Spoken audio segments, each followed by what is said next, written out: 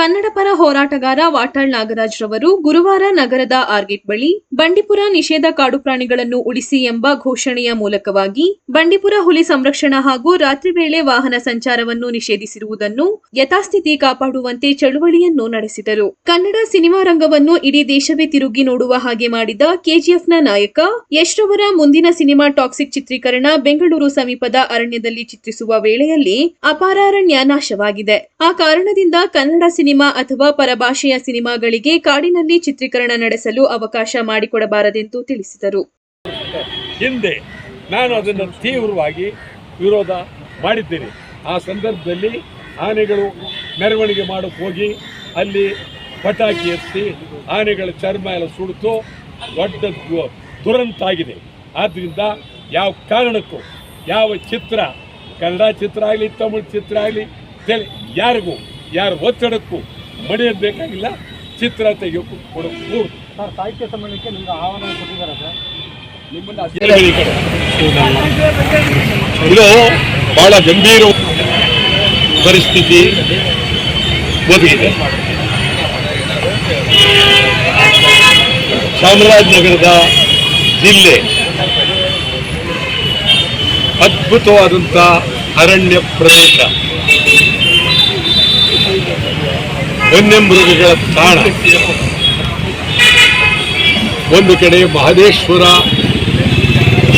ಬೆಟ್ಟ, ಮತ್ತೊಂದು ಕಡೆ ಬಿಳಿಗಿರಿನಾಥ ಸ್ವಾಮಿ ಬೆಟ್ಟ, ಇನ್ನೊಂದು ಕಡೆ ಬಂಡೀಪುರ. ಇಂದ ಮಹದೇಶ್ವರದ ಬೆಟ್ಟದವರೆಗೂ ಅರಣ್ಯ ಸಮಗ್ರವಾಗಿದೆ. ಈಗ ಮಹದೇಶ್ವರ ಬೆಟ್ಟದಿಂದ ಬಂಡೀಪುರದವರೆಗೂ ಹುಲಿ ಕಾಡಾಗಿದೆ. ಹುಲಿಯ ಕಾಡು,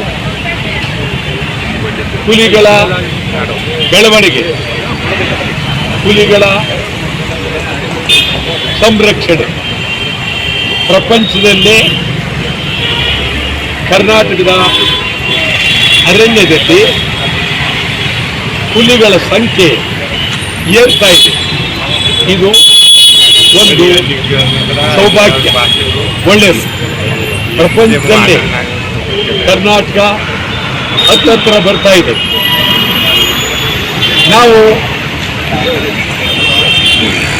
ಹುಲಿ ಕಾಡನ್ನು ಸಂರಕ್ಷಿಸಬೇಕಾಗಿರ್ತಕ್ಕಂಥದ್ದು ನಮ್ಮ ಕರ್ತವ್ಯ. ಕರ್ನಾಟಕ ರಾಜ್ಯ ಸರ್ಕಾರ ಇಡೀ ಅರಣ್ಯವನ್ನ ಸಂರಕ್ಷಣೆ ಮಾಡಬೇಕಾಗಿರೋದು ಜವಾಬ್ದಾರಿ. ಬಂಡೀಪುರ ಇದೊಂದು ಐತಿಹಾಸಿಕವಾದಂಥ ಅರಣ್ಯ.